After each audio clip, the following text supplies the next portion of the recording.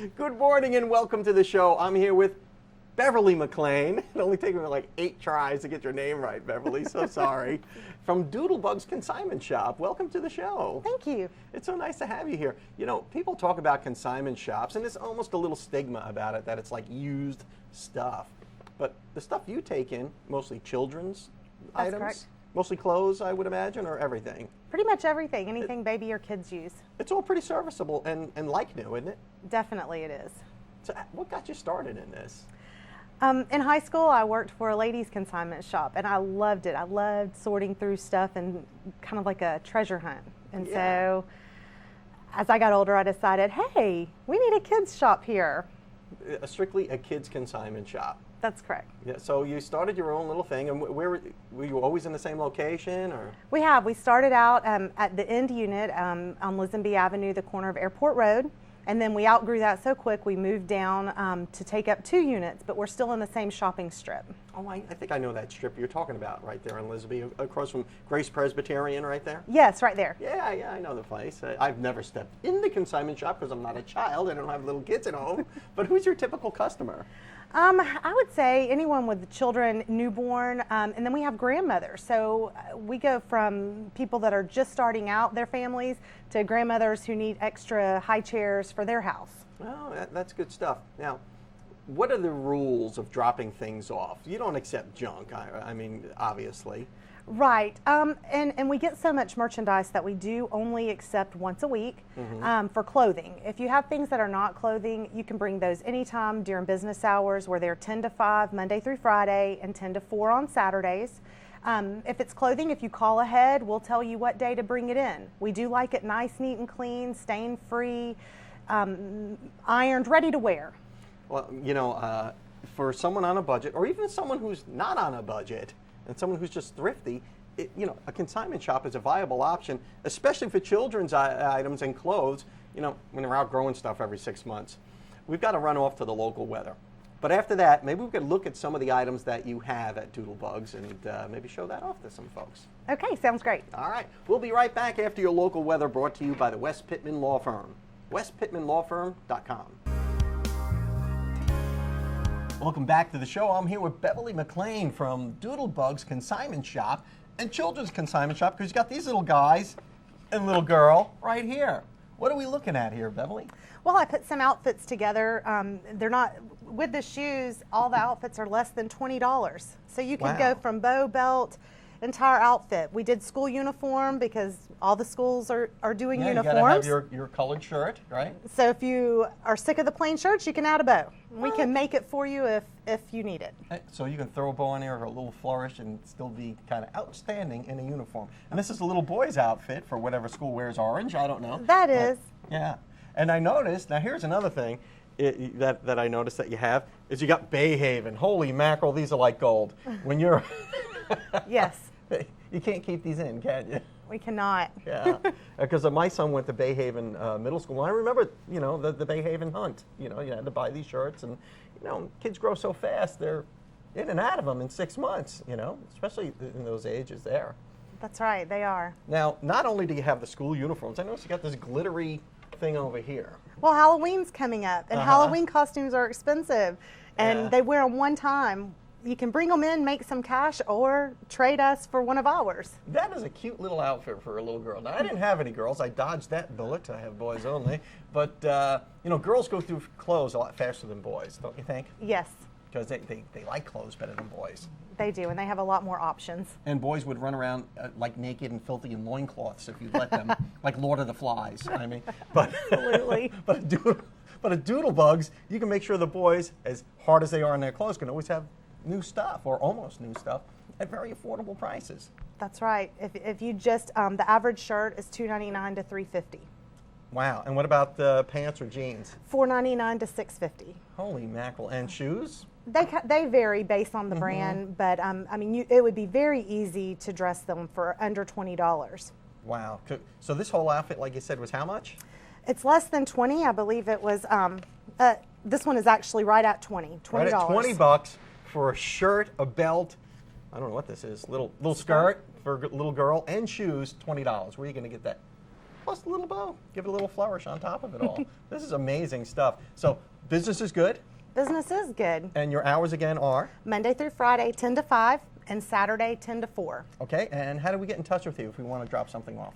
You can call us at 850-769-KIDS or Facebook, Facebook, Doodlebugs. We'll go out onto Facebook and just Google up Doodlebugs in Panama City, and you're there. Absolutely. All right. Beverly McLean from Doodlebugs Consignment Shop. Thank you so much for coming on the show and showing us your stuff here. Thanks for having me. And we'll be right back after your Mad Hatter Minute.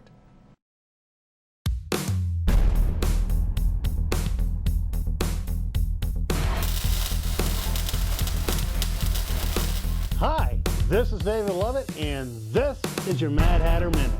Changing your engine oil is one of the single most important vehicle maintenance acts you can perform on your car. Gasoline, transmission fluid, water, coolant, brake fluid, all are very important fluids and must be changed, but none of them have such a negative impact if it's not performed regularly than your engine oil. When your engine doesn't receive the proper amount of oil that it should, or if the oil that it's receiving is dirty and contaminated, it begins to shut down. Eventually, your engine will seize. It'll stop running. And then you're looking at a very, very expensive auto repair. So how often should you replace your engine oil? Well, most experts agree that between 3,000 and 5,000 miles is the optimal amount of time to replace your engine oil. If you really want to know, turn to your operator's guide that's usually located in your glove compartment. Probably the most least read book in the world. Open it up, go to the back, and see what type of intervals and what type of oil that your manufacturer recommends for changing. Changing engine oil is a very simple process, and a lot of people change their own oil. If you're one of these do-it-yourselfers, take some very basic advice. Change the engine oil filter. The engine oil filter captures all the soot, all the grime, all the contaminants out of the old oil. You drain the old oil out, you put new oil back in, you're putting it on right on top of that dirty, nasty filter. All that sludge and all that grime is going to circulate right back out of the filter and right back into your motor. I'm David Lovett, and this has been your Mad Hatter Minute. Hey folks, this is Joshua Brown with Mad Hatter on 23rd Street. Is your check engine light on? If it is, text MADHAT28, that's MADHAT28, to 24247 and we'll check it for free. Welcome back to the show. I'm here with Dr. Tara Griffin from Emerald Coast Dental Sleep Medicine. And, we had her on last week and we talked about dental sleep medicine and how that can help you sleep better and live longer. Now, Yes. sleep apnea is a big problem. What are some of the, the warning signs? What are some of the symptoms that someone might need to come and see you? The signs are people will often be tired during the day. That's one very common sign. Also, they may snore often on a nightly basis. They may wake up choking or gasping during the night. You just described me. They may have some memory loss, some concerns there. That comes with age. Some anxiety that builds Yeah. up. They can also have joint problems, TMJ issues, but mainly it's linked to so many serious problems. Yeah. So if you snore, if you're really tired all the time, and maybe you think, I'm just getting old, or I don't Yes. sleep well. Yes, exactly. Or I Yeah. work hard, I work 2 or 3 jobs, this is why I'm tired. Also, inability to lose weight. Yeah. Patients that have been on every type of program out there and they still can't lose weight because they're not sleeping well at night, their body is not resting and recovering and restoring itself, and so you're going to end up taking in 500 more calories on average during the day to get the energy that you would have gotten from a good night's sleep, and you're going to have to get it through food. So therefore, the inability to lose weight is very common as well. Wow. So I guess there are a lot more risk factors besides just gaining weight. I mean, what are some of those risk factors associated with apnea and sleep disorders? Heart disease, stroke, diabetes, cancer now, increased risk of cancer, 4 times more likely to develop cancer now with recent studies. Wow. Because when your cells don't get the oxygen that you need at night, then it's going to drive the cancer cells. They're going to feed off of that lack of oxygen. So many depression, anxiety, the weight gain, a lot of health problems. problem. So not to mention the motor vehicle accidents. There's a high increase in that, and so that's we've heard a lot a very about high that risk. recently too. That you're actually more dangerous tired than you are drunk in a lot of cases. You are. Sleep deprivation, several hours, just going off of one night, off of a few hours of sleep is equivalent to being highly intoxicated. Yeah, so. Isn't that something? And the thing is that when people have accidents, it's hard for them to relate it to sleepiness because there's no way to test for that as far as a motor vehicle accident goes. And so it's hard to prove. And all that is avoidable if you could just get a good night's sleep. Yes. And you can help people with that with dental sleep medicine. Yes, we have the alternative option to treating snoring and sleep apnea, the alternative to like a CPAP machine for patients that can't tolerate the mask at night, or an alternative to surgery possibly. Those are other options that can help to treat the problem. But with our dental appliances, we can help to correct and overcome in many patients and resolve their problems. Yeah, I would think even if you can tolerate a CPAP, why would you want to have one if you could just sleep like a normal person? That's true. Yeah. It is. It's cumbersome. 2/3 of the people that are prescribed it can't tolerate it. However, some people do have serious medical conditions and they're very severe and they need to be on a CPAP. So, and we can actually do combination therapy with a CPAP and a dental appliance if needed. So there are a lot of options that are available. We can't eliminate the CPAP for everyone, but for many patients that can't tolerate it, we have a good alternative option for them. So I guess suffice it to say, if people suspect that they have a sleep disorder, if your significant other is telling you snore, you sleep in the other bedroom, or you sleep in the other bedroom. That's very common. Yeah. Not only do we help sleep problems, we help relationships. There you go. Not just a dentist, she's a relationship doctor. But yeah, well, that's always a telltale sign. That's always a red flag. Sleep in the other room, you're too loud, It's common. Yeah, my dog snores. I don't know, not that you can do anything for her. I haven't gotten to that area Okay, yet. yeah. If you do, make sure to wash your hands. But seriously, if you have any of these warning signs, come on in and get a consultation. Yes, right? absolutely. You don't have a diagnosis to see me for a consultation. I can help screen you. I can help to refer you to the right people to be able to diagnose you. I am a board-certified dental sleep medicine doctor. I'm one of 4 in the state of Florida, and I'm the only one in the Panhandle. I can treat this condition, but I cannot diagnose it. So I work very, very closely with physicians that can diagnose it. We have a team that works together. And how do we get in touch with you? You can call our office, 249-9331, and we are located on Thomas Drive in the Lagoon Shopping Center right next to Captain Anderson's, and Emerald Coast Dental Sleep Medicine. So just make an appointment, come on down. Yes. Dr. Tara Griffin, thanks so much, and look forward to seeing you next week. Thanks. And we'll be right back after these messages. Welcome back to the show. I'm here with Dr. Stephen Favaloro for our pet tip of the week, and Stephen is from Forest Park Animal Hospital. Doc, we're always talking about dogs, in particular, my dog, Sandy. Yes, sir. But a little something for the cat people today. Absolutely. We gotta give the cat some love. I've got some cat myths here Okay. that maybe you could tell me true, false, or Yeah, kind of set the record straight on some things. 'Cause There's always those old wives' tales and There things is. that people, say enough that they start to believe. And yeah, if you say it enough times, it becomes true about Absolutely. cats. Like if one anything. crosses your path, like a black cat, is it really bad luck? Yeah, I don't know. Okay, all right. There you go. That's an honest I don't know if answer. there's any scientific evidence on that one. Yeah, probably not. But I got one here. Here's a myth. It says that cats are low maintenance pets. Well- is that no? It's Freudian slip. Pets. But Cats are well, low maintenance. I guess compared to dogs, they can be on a day-to-day basis, but cats are funny creatures. I mean, they have to be fed, they have to have their litter box changed, and they do demand a decent amount of attention. And it's always like when you're reading the papers when they decide to come plop, right in front of you, or when you're doing something important. But if you don't give them attention and you don't stimulate their environment, then you can develop some behavioral habits. They're predatory creatures by nature, so if you don't stimulate their environment, then you become the predator, the prey. Oh yeah, I guess, and maybe in a not so playful way. Now here's another little myth I've got here, and I don't know who the heck would do this, but it says cats can thrive on a vegan diet. True or false? No, that would be false, because cats are, obligate carnivores by nature. So if you tried to feed them a meatless diet, you would have some serious health issues. So if you're like a new age moon child, feed your cat some meat. You can't. They would go blind. They'd have some heart issues. It'd be serious. Problem. Here's another myth that cats are unhappy kept indoors. I mean, are they cooped up like that? I don't think you can ever really generalize an individual within a species, but cats do great indoors. There's some cats you can't get out the door.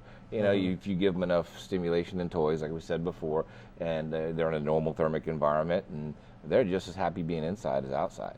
So if they're raised inside and they don't know any better, then inside is their little realm, I suppose. And all right. Cats don't need vaccinations. Yeah, that's a weird one. That is. I mean, and some people will say, well, if my cat's only indoors and never goes outside or has exposure to other cats or why would he need them? Why would he need it? It's like, well, there's something called a fomite. A fomite is something that can carry something from one place to another, like your shoes or your hands or So you come in contact with a pet owner, that person we all know that has more cats than they're willing to admit they have. And not that old lady with the 20 cats down the street, but they're friends of yours. You come in contact with them. They have an upper respiratory kitten they adopted, and shake your hand, pat you on the back. You go home. You can carry it with you. And your cat, who's unvaccinated, can still catch it. Doesn't have to come into contact with a lot of those viruses are more viable in the environment than we know. In fact, like a lot of the cattle and horse farms, a lot of those diseases were transmitted from one farm to another on the wheels of vehicles going. Oh, man, I didn't know that. That's interesting.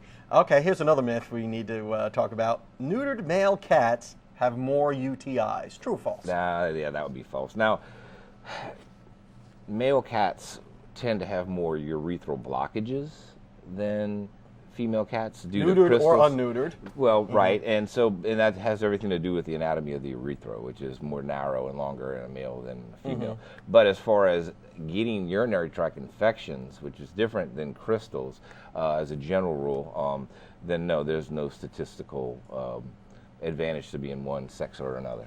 Okay, we only got about a minute left, and I got a few more to run go. past you here, Doc. Lightning round. Female cats need a litter before spaying. False. False. You can spay how old? Usually we spay at 5, 6 months of age, 7 months of age. They usually go in the heat about 7 to 9 months of age. That cat goes in the heat, you're not going to be happy. And if it has a litter, then what are you going to do with the kittens? Yeah. There's no advantage. So spay, neuter, 6 months, good to go. They don't need to have one. One last one here. We got cats have to see the vet once a year. They only have to see the vet once a year. It depends on their age. If they're, between that 2 to 7, 8, 9, not sick, once a year might be okay, but when they get older, you get a lot of heart disease, thyroid problems, kidney problems, heart murmurs, so sometimes it's best if you see, maybe every 6 months. All right, well, Doc, thanks so much for dispelling some of these cat myths. Absolutely. So there we go. Cat people, you've had your moment. Next week, we're talking about dogs again because they're my favorite. Thanks a lot for coming on the show. Appreciate it. And we'll be right back after these messages. Welcome back, and here we are in the final minutes of the show with Valerie Sale from Bay County Animal Services. And we're going to adopt a pet here. We're going to try to find this little guy a home. Yeah, I hope we can. This is Gator. He is a part Min Pin and Yorkshire Terrier. And he's the perfect size, and he's got very good manners, clearly. He's already neutered, so he's ready to go home with somebody. Oh, geez. And his name is Gator. His name is, but I think he'll pretty much answer to anything. And you can change his name to Noel or something if you like, a war eagle or something. He just wants to go home with somebody. I know. You don't care what you call him. No. I would call him Scruffy. He's got a little scruffy look to him, Yeah, he does. He is very calm and sweet. He was picked up as a stray, and so we're happy to have him and offer him to someone out there. We hope that we can find him a good home. And as I said before, he's already been neutered, so he can go straight home. What a great disposition he has, too. He's such a cute little guy. We were kind of petting him before. Yeah. And now, how do we get in touch with you, and how do we get this you can home? Call Bay County Animal Services at 767-3333 or go on Bay County's website at www.baycountyfl.gov. And get more information about either Gator or about adopting an animal. We also have other animals that are available for adoption on that website. And so also people can keep an eye out for our adoption trolley. It's at the first Friday of every month. It's going to be at the Bay County Government Center from 10 to 3. So the next time we'll be there is September 5th. But I don't know if Gator will be there or not because he may have already got adopted. So if somebody's interested in him, they need to go ahead and inquire about him. But Well, he's a really good get boy. him a home. You know, he's just Yeah. a sweet little doggy. Yeah. You know, what's it cost? $25 to adopt a dog? It's $25. That's down Uh-huh. from $75, and so that has been a huge help, along with many other changes that we've made at Bay County Animal Services to help us move these animals out the door and help them find good homes. We get so many thousands of unwanted animals every year at Bay County Animal Services, and so it's really important that we do everything that we can to find them homes, and we've been doing that, and hopefully Gator will get one soon. But look at that. How could you resist that How face? sweet. I mean, really. Yeah. Give Gator a home. Bay County Animal Services. Valerie Sale, thank you so much for coming on the show and bringing Gator here. Thanks for having us. And I hope he finds a home very soon. And remember, always spay and neuter your pets. Yes. We'll see you next time.